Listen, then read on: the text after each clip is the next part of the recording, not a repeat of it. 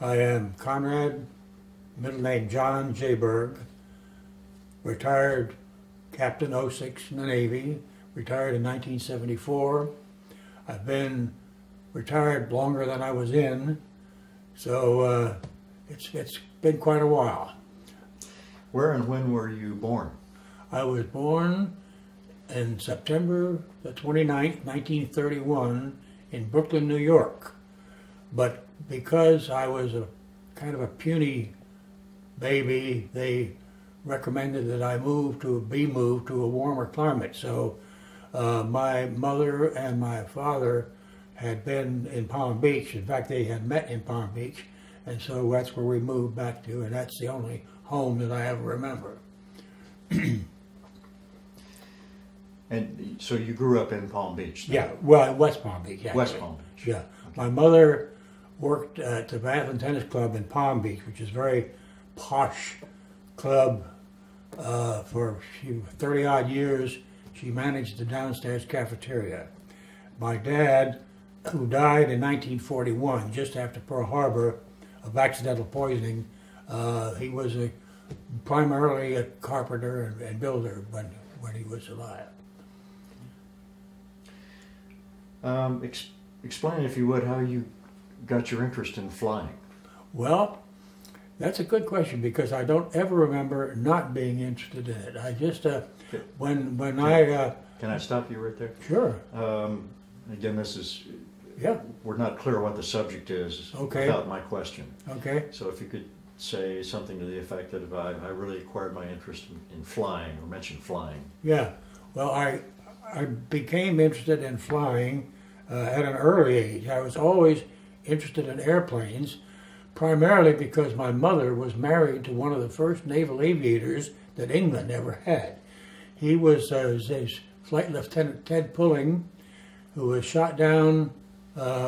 He shot down one of the first German Zeppelins to come over England.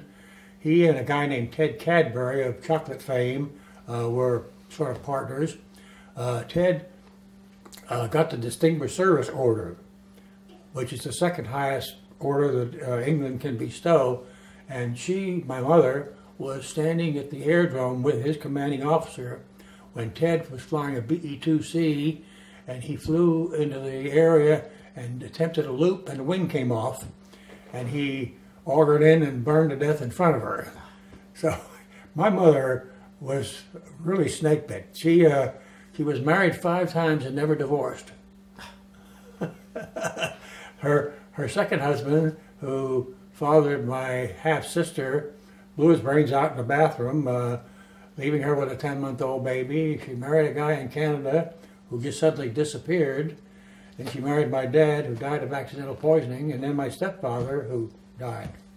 So it was an interesting situation. But again, the flying, I used to build model airplanes when I was a kid, and I just never thought about, I never thought I could be a pilot. I just, when I graduated in a graduating class of 300 from Palm Beach High School, I was number 278 in my class.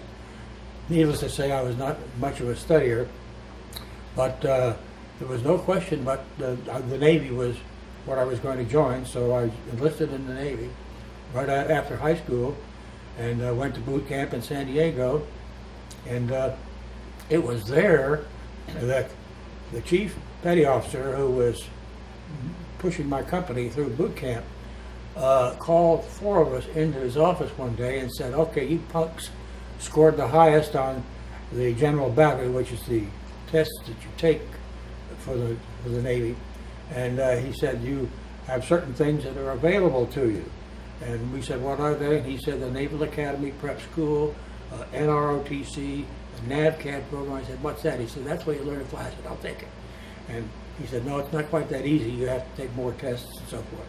So I did, and I went to North Island across from the Naval Training Center and took these tests, and then they told me, "Don't call us, we'll call you. Just go on and go to."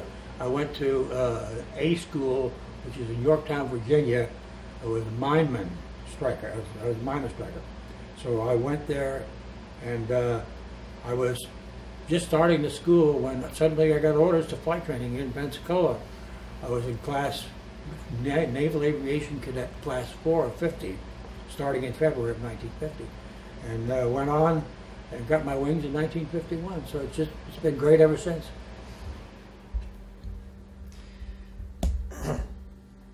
So can you describe your early career in the Navy and how you eventually became trained with helicopters? Well,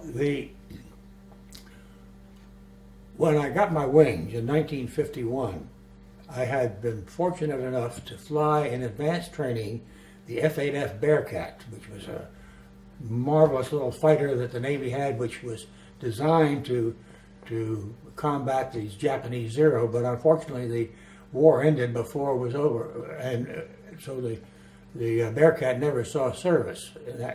But we did have one training squadron in the F-8F, and I was fortunate enough to be in that. So then when I got my wings, I was sent to, well, first of all, Korea had started the fight over there, and everybody who got his wings wanted to go to Korea and win the war, but only about half of us could.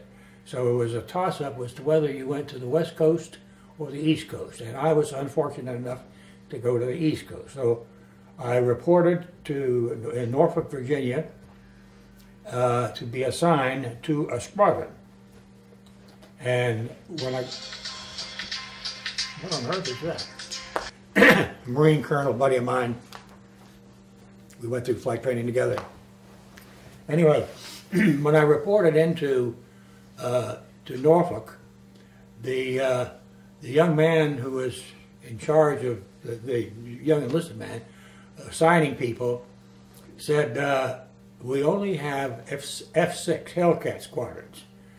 He said, we do have another kind of airplane if you weren't here today. He said, why don't you go someplace and come back Monday morning? So I took it for what it was worth, and I went away and came back Monday morning and was assigned to a Corsair squadron, the F-4U-4, which was a very desirable aircraft, not a jet, but the closest thing to it. And the squadron was located in Sanford, Florida, only 150 miles from my hometown. So that was a great opportunity for me.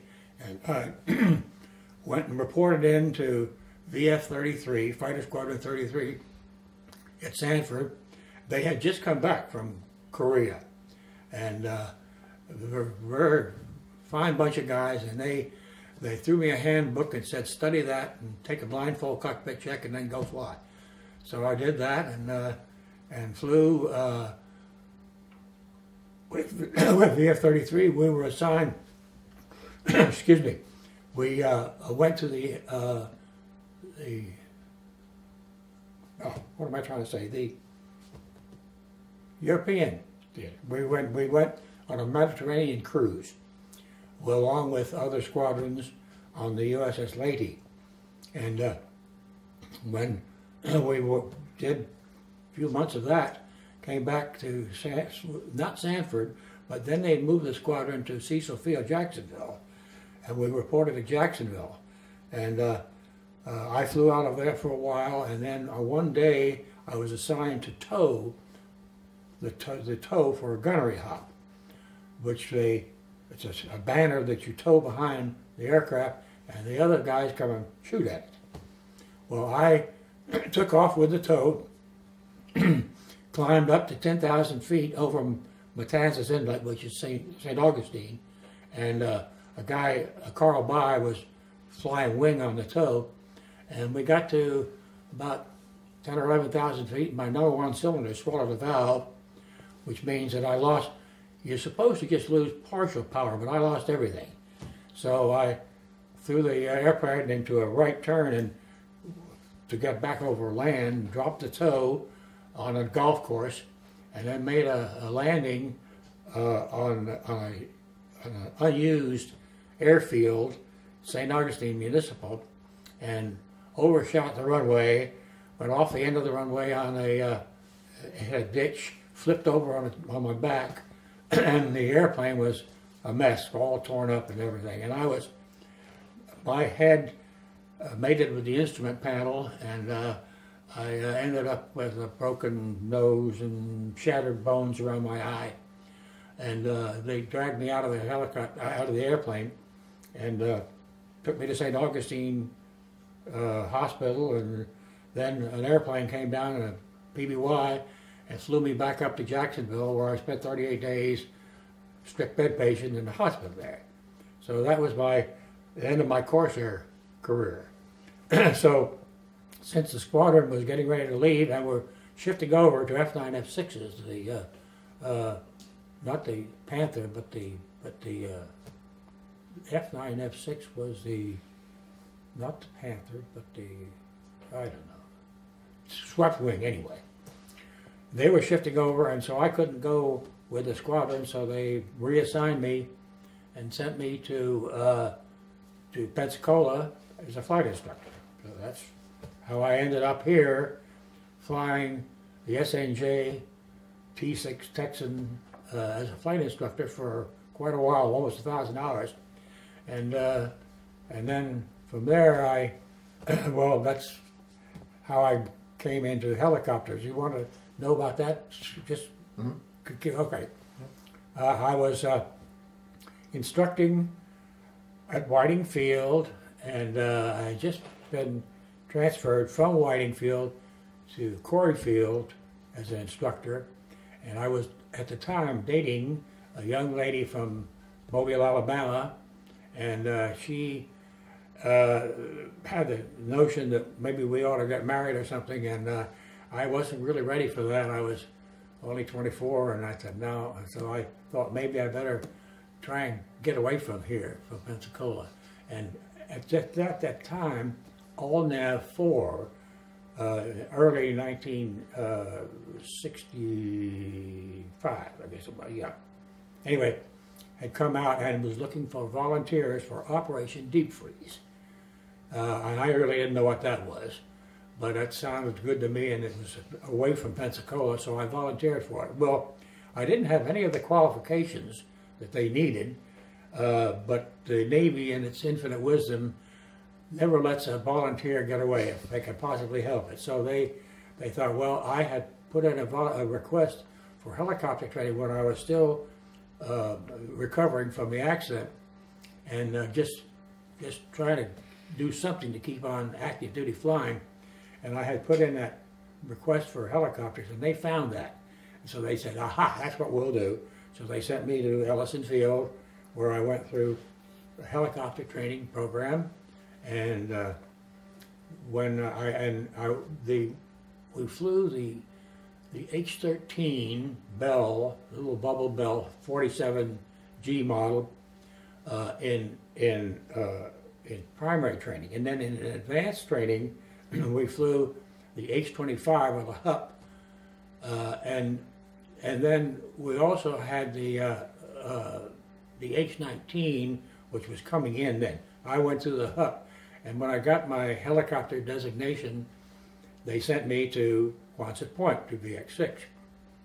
There, I was introduced to the H-19, which is the HO4S3, and I got 20 hours in that before I shipped out to the Antarctic. So I had a total of 87 hours about in helicopters total when I went to the Antarctic. So I was not probably the best qualified guy in the world to send out there, but they did. So, and that's how I ended up at Ellsworth Station in the Antarctic. Do you want to tell the story about how you were assigned the winter over? Oh, yeah.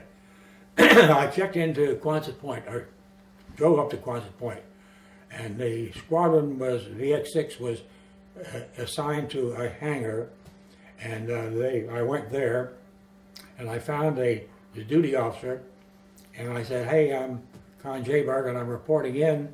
I said, what's going to happen? What will happen to me? The guy said, well, he said, you came at a good time. He said, the CO and the XO are just tasking out right now, flying to Christchurch, New Zealand, to set up headquarters there. So they're not here, but the assignments are in the ready room. I said, oh, yeah, there's a corkboard in there with the names on them, so go and find out where you're going. So I went in and found the sheet of paper that had all the various names on it, and I found my name, and it said Ellsworth Station, and there was an asterisk by my name. Well, knowing what an asterisk means, you check the bottom. So I checked the bottom, and it said RON, which in Navy parlance means remain overnight. Then it suddenly hit me, my goodness, remain overnight. That's 6 months long in the Antarctic. And I wasn't volunteering for that. And so I went back and I said, hey, I don't care about it. I just volunteered for deep freeze, but I didn't volunteer to winter over. He said, well, you are now volunteered because this came from above me and above you, and so you are volunteered. So when it's inevitable, you relax and enjoy it. So that's how I got to go on. And if I remember right, you were the only helicopter pilot assigned to Ellsworth. Yes, I was, and without a co-pilot. Can you just mention that I was the only? Yeah, I was actually when I discovered where I was going, I found out that I was the only helicopter pilot going down there. We had otter pilots. They had 3 Davenant otters and my helicopter, and I was the only helicopter pilot, and I didn't even have a co-pilot. Normally, the age 19, you do have a co-pilot. I had a third-class petty officer who knew absolutely nothing about helicopters, who was assigned to ride in the opposite seat to me. So when we went aboard the USS Wyandotte, aka 92, I think it was, and we left in November of 56. Oh, yeah, November 6th. And we departed from Rhode Island. We went down through the Caribbean, through the canal, Panama Canal, and then down the western coast of South America to Punta Arenas, Chile, which is the southernmost point. And then from there we jumped off and into the Weddell Sea to Cape Norvegia, the Weddell Sea, and then supposedly along there to build our station at Ellsworth Station at the foot of the Palmer Peninsula, which is where we're supposed to go. So when we were on our way down, I didn't play bridge, so I volunteered to stand deck watches on the Wyandotte. So I was assigned as junior officer of the day, or the deck, and so I stood deck watches all the way down. And when, hold on a second, let me think for a second. Well, you're thinking. Yeah. Is that air conditioning showing up? No. Okay.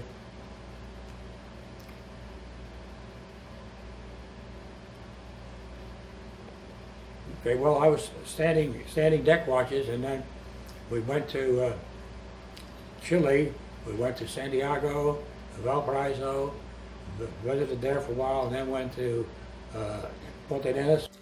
Anyway, I was standing deck watches when we left Punta Arenas, and we went east to the Sandwich Islands, I think it was, Orkney and so forth, and then we turned south to head into the Antarctic continent at a place called Cape Norvegia, which is right, it's just to the one side or the other of the Filchner ice shelf. Anyway, we headed in there and we turned to parallel the coast to go to where we were supposed to set up our station. The only trouble is the pack ice moved in and we were frozen in the pack ice. We spent 1 week and we're not able to move more than 100 yards. Then it opened up a little bit, we moved about a quarter of a mile and it closed in again, and we spent another week. So what was happening there is we were running out of time. And the officer in charge, the captain who was in charge of arranging these things, said, you better find a place to set up your camp right now, because they're going to have to set it up and get out of there. So we turned, well, we were right at the base of the Palmer Peninsula, and we tied up there, and first thing we had to do was change the engine of my helicopter, because somebody had put motor gas in the helicopter's engine to run it up and, keep it going, and ruined the engine. So we had a replacement engine in a can, and we had to rig a chain hoist in the mouth of the big boxes that the otters came in. And we rigged the chain fall in there and installed a new engine in my helicopter, and I flew it out of there and flew it up to the base. The place where we were supposed to set up our base, Ellsworth Station, the first thing they had to do was they put what they call Jamesway huts. These are kind of little soft-sided, almost like they're like igloos. Anyway, we lived in those while they were setting up the base itself. The wooden sections of these buildings that became our base. And so the CBs and the people who were assigned to do that worked very diligently, day and night, to try and get it done. But had the base only about halfway complete when all of a sudden the weather started clamping in, and they had the Wyandotte and the west wind with the southwind Coast Guard icebreaker have to leave. And so they left, and they left us 39 people to build the rest of the base. And so that's what we did. We suddenly became carpenters and electricians and what have you, and we put the base together in some sort of fashion. And then prepared to winter over. I guess now is a good time to mention, there were 39 of us. The senior officer was a reserve captain named Finn Ronnie, Norwegian, who had been on Antarctic expeditions before, at least one. And he had less active duty time in the Navy than I did, but he was still the captain. Under him was a lieutenant in the medical corps named Clint Smith, who was our doctor and what have you. Then there was me. Oh, I'm sorry, no. Yes. Then there was me, and no, there was, hold on a second. Smith was the doctor. I'm trying to think of the lieutenant commander. McCarthy? Yeah, Chuck McCarthy. He was actually the senior aviator of the like 13 of us. And then there was me, and then there was Lieutenant J.G. Bill Summerall, who was an otter pilot. So McCarthy and Summerall were otter pilots. I was otter pilot and the only helicopter pilot. Commander. Well, right. Now, the housing or the sleeping arrangements were such that we had this one area that the captain had his own private quarters and a private entrance. McCarthy and me and Summerall and Smith all had other quarters. But it so happened that Captain Ronnie took not a dislike to me, but he didn't trust me very much. So he decided that we were going to separate me and Summerall from the rest of them, from McCarthy and Smith, and put us in another room where we spent the rest of the year, the two of us together. Smith was kind of a namby-pamby guy. He was not much of a doctor. We had a first-class corpsman who he had done independent duty and was really sharp. So anytime anybody was sick or cut himself or did anything, they went to Doc Mathis rather than Dr. Smith. And that's the way it was. And spent the winter, the dark times, just trying to stay out of trouble. One thing that was of interest, when the Navy prescribes what they send, what they're doing, they'd say so many gallons of this, so many pieces of that for food and drink. Well, the Navy, for some reason or another, sent us 3,000 double cases of beer. We lined the tunnels with it. I mean, where it was supposed to go, heaven only knows, but there was Budweiser and Pabst Blue Ribbon, and the Pabst Blue Ribbon didn't last, but the Budweiser, you take a case, a double case, and put it in the bed in your room, let it thaw from its frozen state, and then you get a big metal can, an Ansel can, and put snow in it and bring it back to drinking temperature again. So that's what we did. We drank beer the whole winter. But I wonder who didn't get any, because there must have been some people somewhere that just were completely without. Did you use it up? No, not 3,000 double cases of beer. We made inroads in it. It's just.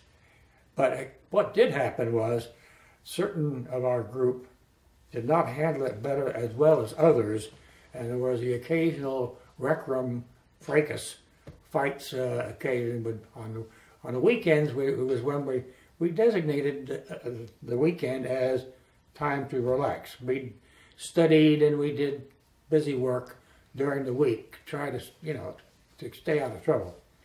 But the weekends were sometimes a bit hectic.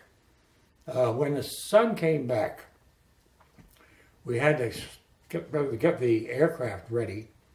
My helicopter had been tied down in the open, which was great because it didn't get covered. The otters, Captain Ronnie decided to put in the lee of the buildings that we were in. So what happened was they were covered over with snow to a depth where it actually caused one wing to collapse. And we had to replace the wing on that aircraft because it was broken. So then when the sun came back and we could fly, the civilian scientists assigned to us had their exploration trail party. They left the base and went inland to discover stuff.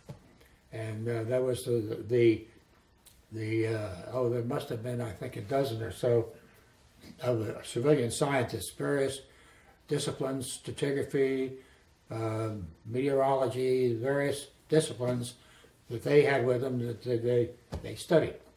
So one of our jobs, our main job really, was to support the trail party. Bring them food or whatever they needed. The otters were used when they got far enough away that it wasn't practical for my helicopter to be used. So, and I flew the otter as well, so we supported them, and we just had to keep track of where they were. Oh, he is going crazy. Would he be more comfortable if we just let him out? We are catching the cat. Huh? It's picking up the cat on the microphone. Would he settle down if we just let him out? I think he would, yeah. Should we do that? Yeah, let's try it. Okay.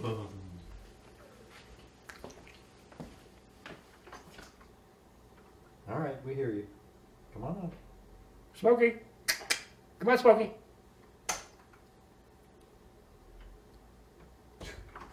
Now he's going to have to examine everything. That's fine. But he should, he won't meow or anything anymore. Okay. He just walk around. Now if he walks into the Unless he gets on top of your head, then maybe we'll have a problem. I'll keep an eye on him. Oh. No, that's not what I had in mind, buddy. Come on. Here, why don't you take the chair over there? He will. That's Terry's chair. Go get your mother's chair. Get. No, go. I'm a cat. If I can be annoying, I will be. Oh yeah, oh yeah. Was a problem.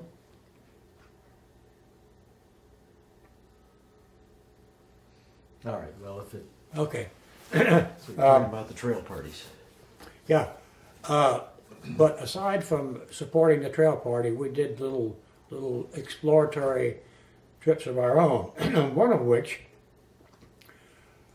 Captain Ronnie decided he wanted to go towards the base of the Palmer Peninsula from where our base was, and we did, and we discovered one of the few known emperor penguin rookeries. I think it was either number 5 or 6 or something like that. Anyway, and it was thousands of birds, from adults to chicks to dead chicks and so forth. And we made a couple of trips to there, and one of the trips, Captain Ronnie decided that he wanted to bring home a couple of emperor penguins. He said that was to give to the Smithsonian Institute. We figured that they could probably buy and sell us an emperor. But anyway, we had a big, heavy-set first-class petty officer named Atlas Floyd Lewis. No. Yeah. Who was very strong, and these penguins weighed about 80 pounds, the adults. So he managed to capture 2 of them and put them in the Otter, which was sitting there with the engine ticking over, and they just, once they got inside the aircraft, they settled down. So at the same time, he decided he wanted some chicks, dead chicks. Why? We don't know, but he got a few. Well, he also got a couple of unhatched eggs. Now, they were put in the aft end of the aircraft, and we pulled around and then finally headed back. Well, we had 4 people, scientists and what have you, in the back. Captain Ronnie and me in the front flying it, and the emperor penguins and the other stuff. Well, one of the eggs was not thawed enough so that when the emperor penguin stepped on it, it crushed the egg, and it was the most gosh awful smell you ever smelled in your life. The civilian scientists in the back were throwing up all over. I had to open the window of the left side of it and stick my head almost out of the cockpit to be able to fly home. So we made it home and landed, and everybody bailed out, heaving all over the ice, and that was so. One of the civilian scientists was a geologist who was kind of a wild man, and he was involved in this. And when Captain Ronnie decided that he was going to get the penguins prepared to take back to the States, this guy, we didn't know this for sure, but somebody one night got the 2 adult emperor penguins and decapitated them. And the captain had decreed that these penguins would be put in his tunnel, where his section of the tunnel, so they were stacked in there, and they were removed from there, decapitated, and then stuck back there. And I have pictures of the headless penguins.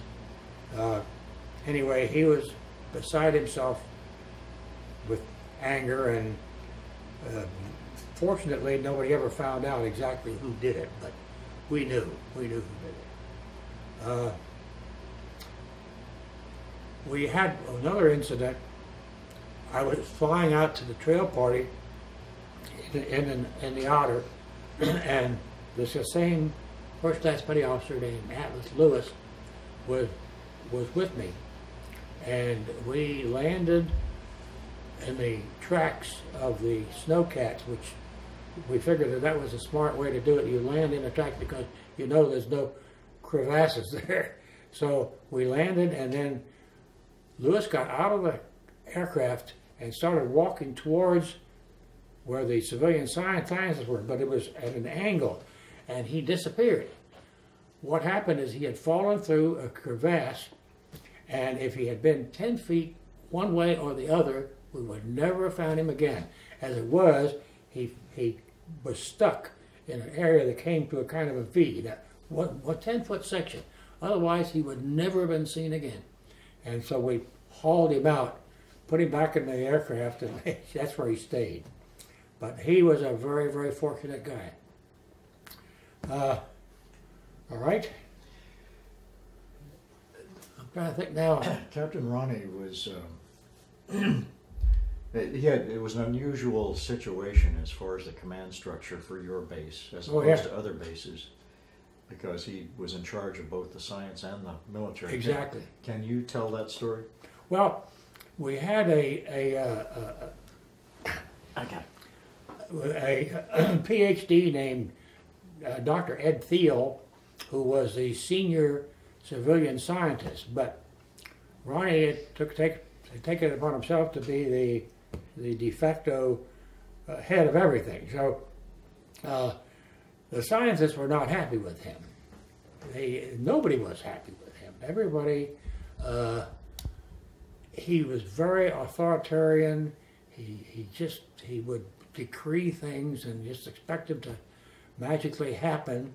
And civilian scientists, who are all PhDs, don't take kindly to that sort of thing, that kind of behavior. So they rebelled against him. And consequently, when the trail party left, they were just delighted. They never wanted to come back because he didn't go. They were very, very successful. They discovered a group of mountains that they called the Pensacola Mountains, and there's some pretty neat things that they were able to do. Because he was, you talked about this rebellion. Yeah. Is that the time that he decreed that they would eat separately? And oh yeah, oh yes. Talk about the eating arrangements. Well, it used to be that we all ate together. We had a couple of very good cooks, and then we would all eat together. But then after the sort of dissatisfaction with him, he decreed that he and the scientists would eat together. Then the scientists rebelled against him, and it ended up that there were two seatings. Doctor, him, period. They were one seating, and all the rest of us at another, at the other. So it worked out that we got very good food, but it was awkward because you had the cooks had to prepare two separate menus. But that was typical of what this guy did. He caused problems wherever he went. No. You know, I'm not so sure it was a good idea to let you out. Come here. What's his name? Smokey. Come here, Smokey. Hey, okay. Go ahead, you got it. Is there anything you'd like to elaborate on further as far as the way the scientists and the support personnel and Captain Ronnie got along? No, they just didn't. There were certain, like for example, there's a guy named Hugo A.C. Newberg, who was a big, rangy guy, and I'm not sure whether he was a glaciologist or what he was, but he was he almost came to blows with Ronnie one time. And so that was one of the things, again, that brought, took him out of the picture as far as being, what am I trying to say, being a cohesive group. We were at odds almost the entire year. And he never did get along with the scientists.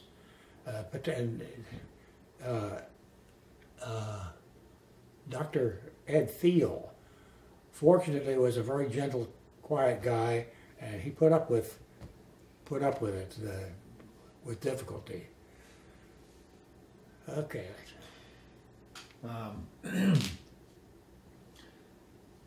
You didn't have any journalists with you, did you? No. No, we didn't. Okay. We had a photographer, a Navy photographer named Walter Cox, who was very good. Which is probably where you got the... Yeah, right. Okay. You know, I've been through a winter over too, and Mm-hmm. I know how people get on, you get on each other's nerves and things happen. You mentioned an incident where I think it was one of the aviation people, got very, very drunk and decided he was going to go out and fly a plane. Or Oh, Lord, yes, that was. But I'm hard pressed to remember exactly. I know who it was, and I know that he got in the rec room and just inhaled a whole bunch of beer and was falling down drunk. And I think he was going to try and take an otter and fly an otter out of there. And I think he got in the aircraft and couldn't get it started. So we captured him and put his name was Brown. But wait a minute. I lost it. Okay, you said the guy that got the closest thing to a writer, I guess, was me. I kept a daily record of everything that happened that I was aware of, and I reduced it to 80 pages later on when I got back. But no, to my best of my knowledge, nobody attempted to keep a record, unless. Oh, wait a minute. Yes, I'm sorry. One of the scientists wrote a book, which I've got in here. John Barron? Yeah, John Barron. Yeah. God, I've forgotten. Is John still around? Yes, he is. Oh, good. Yeah. Good. Yeah. If you see him, tell him I send my best. I can give you his contact information if you'd like. Okay, good, good. Reading your record, weren't you assigned as the welfare and recreation officer? Oh, I guess so. But I don't remember what that entailed. Reading your account of it, it sounded like Ronnie wanted to sort of give you a chore that you wouldn't especially like. Yeah. So. Okay, yeah. Oh, God, I've forgotten about that. It's been so long since I've read that thing, I've forgotten what I wrote. But, yeah, he did not care for me at all. I don't know why. I think I'm a delightful person, but he didn't like very many people. He did like Dr. Smith. That's about it. Any humorous stories? I mean, you mentioned a couple, but any other humorous stories that might come to mind? Oh, boy. There's the penguin egg, and that was a good one. Yeah, oh, yeah. Yeah. Anything happened over the winter that... Yeah, no. Okay. No, I can't think of anything. Okay. So you actually... It's not clear to me how much flying you were able to do there, especially with the helicopter. Not a great deal. Okay, can I ask you to back up on that? Yeah. I didn't do a great deal of flying. The Otter was the primary vehicle. I was not able to. Oh yeah. Oh, he pulls one little piece out at a time. Anyway, I was not able to use the helicopter very much because its range couldn't go very far with it. And another thing is that particular model of helicopter has 4 wheels, and if you landed, it very likely would break through the snow at an angle. It's very hard to land it on. You had to find some ice, a place where it wouldn't break through. So that was one of the negative things. You had a Herman Nelson heater, which is a well, like the Honda. Is it a boat? Yeah.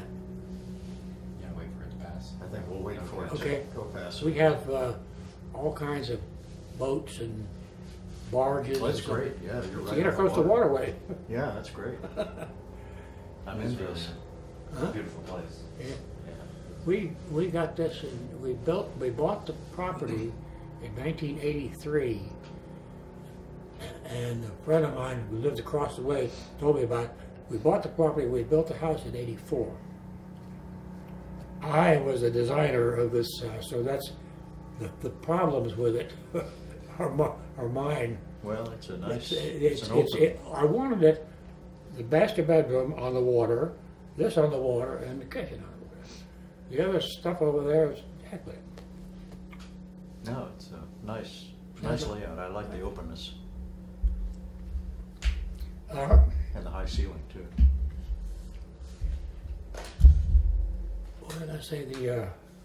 Let's give it another. Picking it up. No, I think we're good. Think so? I don't hear it. It's hypersensitive. You were talking about heating the helicopter with the Herman. Oh, Nelson. yes. You had to get the Herman Nelson heater going, and then you used ducting, this plastic ducting into the exhaust stacks. And this put hot air on the engine, hopefully enough so that you could get it started. And sometimes it would, sometimes it wouldn't. So we did have a problem of getting the engine started. Of course, the engine, and when you start the engine, you have to engage the rotors after you. It's not automatic. It doesn't happen automatically. So there were problems. If the helicopter that they sent down to replace mine, kind of good story. The helicopter they sent down to replace mine was the H-34. And it was a perfect helicopter for that. As you see, the bigger engine, longer range, easier to get going. When I volunteered for Operation Deep Freeze, it was to get away from Pensacola and this young lady. Well, in its infinite wisdom, the Navy sent me right back to Pensacola after I got back from the ice. So I checked into Pensacola, and I was an instructor and a maintenance test pilot. And one day, I was also had stand duty officer. One day, I was the duty officer, and the chief came to me and said, "Skipper, we got a new helicopter coming in. It's going to be replacing one of our helicopters." I said, "Okay," and I looked at that bureau number on it, and I thought, "Oh my God!" It was the same helicopter that I had had in the Antarctic. 1385. I'll never forget that bureau number, 138507. So I said, "Okay, guys, we've got this helicopter coming in now. If it's ever assigned to me, it is down before I even look at it. I will never set foot in that helicopter again as long as I live." And I didn't. Oh. So there was a transition where you were relieved at the end of the winter. Yeah. And Well, we got back to Quonset Point, and there was a certain amount of debriefing, and that went well as far as I was concerned. It went well, but then we were off and running, and we were assigned. Everybody got orders to someplace else, and I was ordered back to Pensacola, and that's where I went. And I really never saw much of the guys ever again. The people that I'd wintered over with, that was it. do you think that in part may have been because of the difficulties I think so. that you had? I think so, yeah. Yeah. But,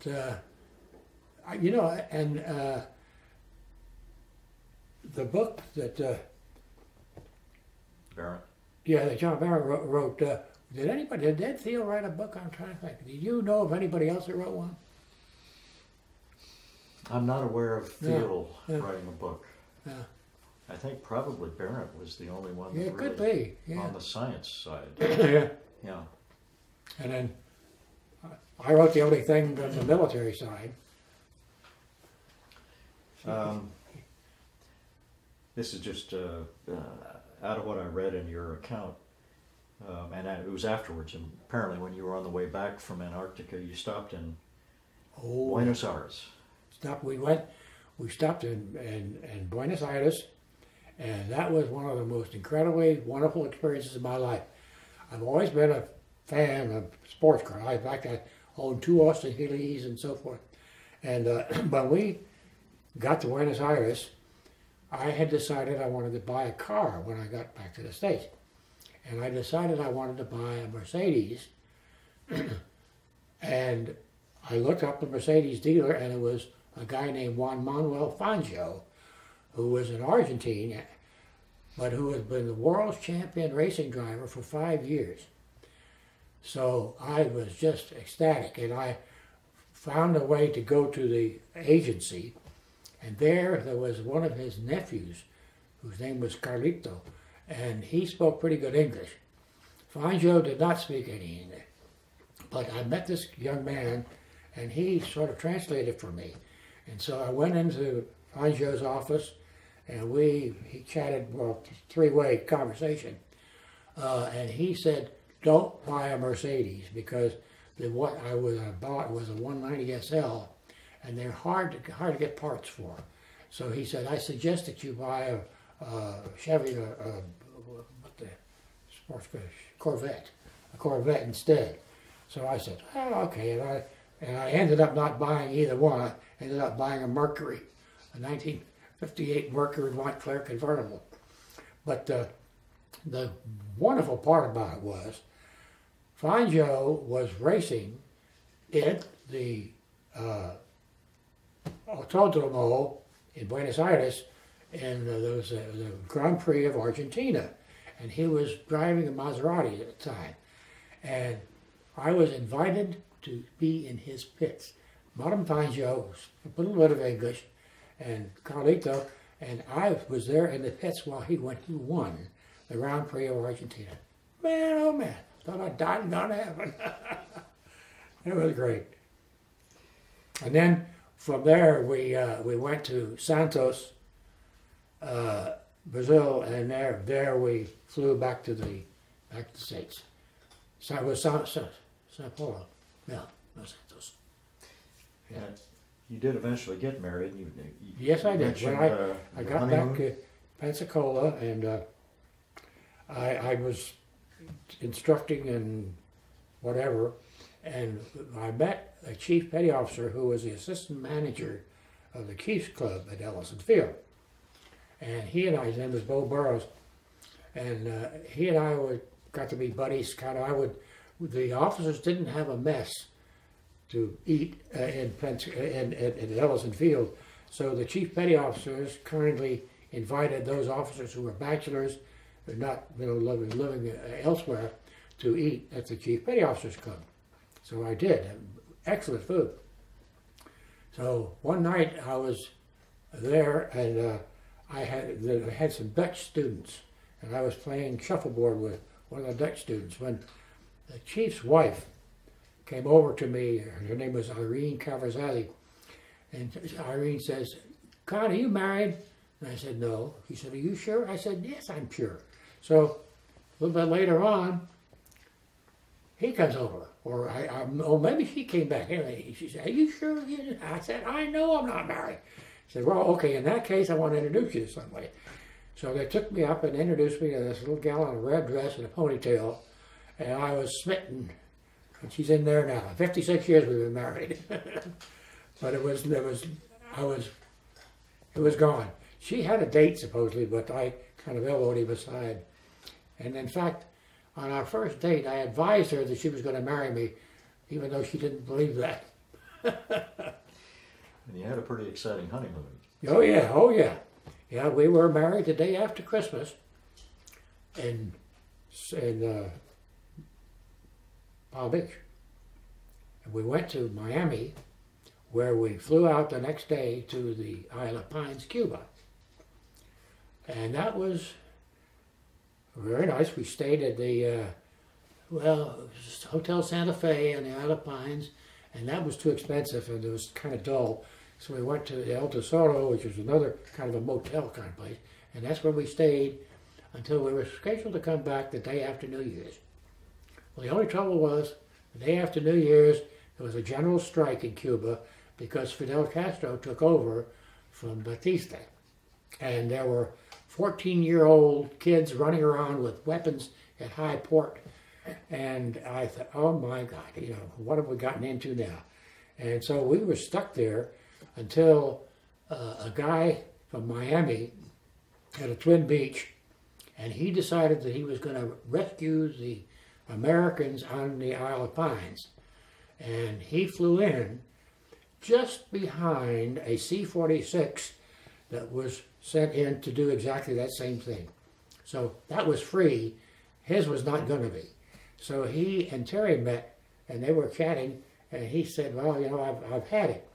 He said, well, I think what I'll do is I'll take the number of people I can get in my B-craft from here straight to Miami, not landing. See, the C-46 was going to land in Havana, and then we go from Havana back to the States. So he was going to do that for the price of the airline ticket, so we decided to do that. So I ended up riding the right seat with him, and I flew the plane all the way home, all the way back from our honeymoon.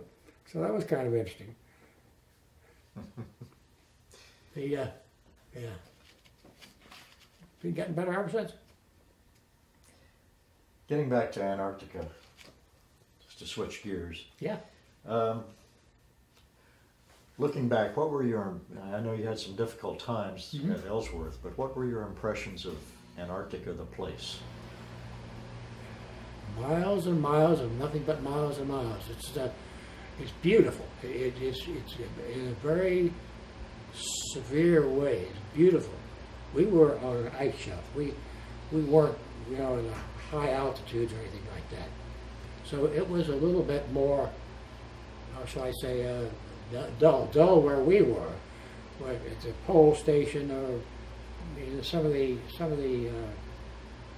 higher elevations. But I was, to me it was just beautiful. It was beautiful.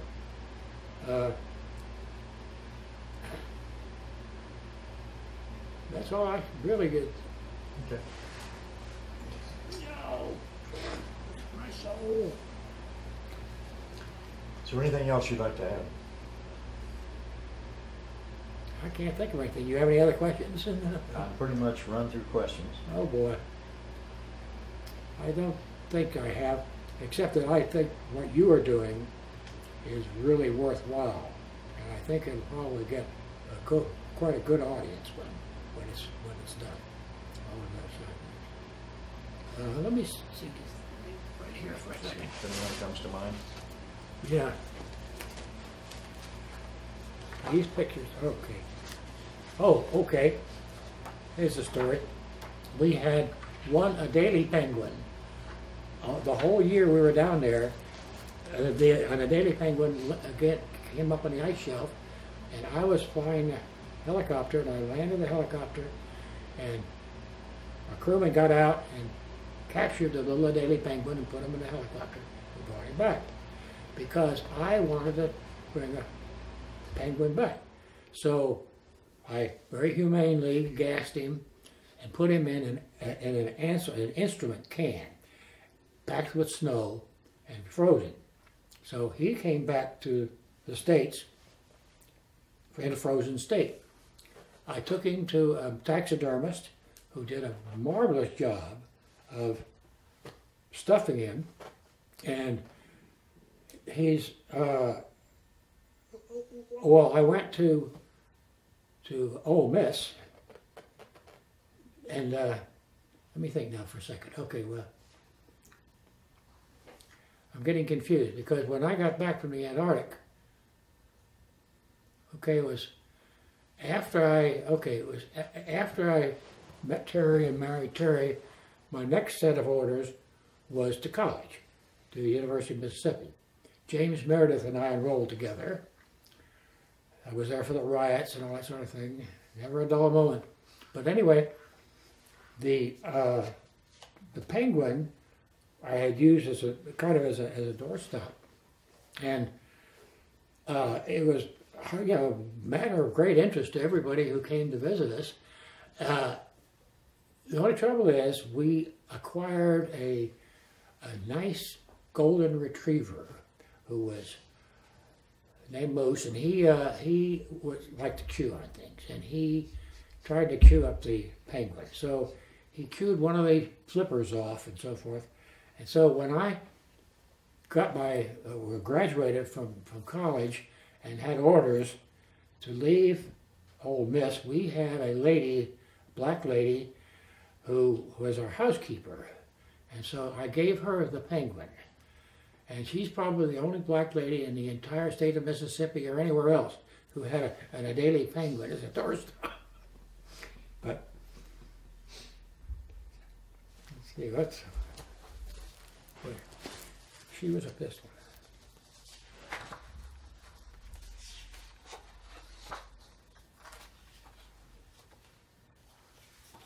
We never, the babies were very, very tame.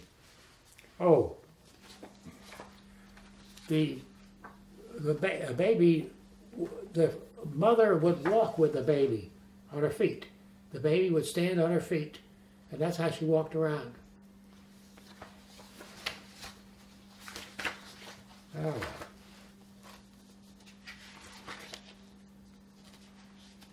Okay. Wrong skis. These are wheel skis. The Navy we took the wheels off, but the skis were not the best. They were not big enough. The normal skis on the Otter are quite a bit bigger than this. Problems.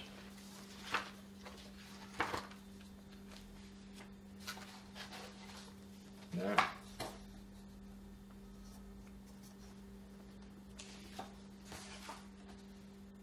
Okay, this is the seating arrangement.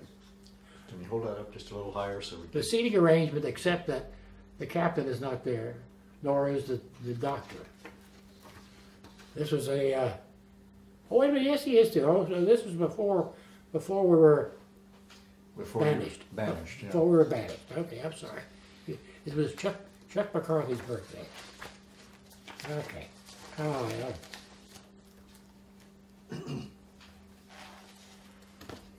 Headless penguins. Okay.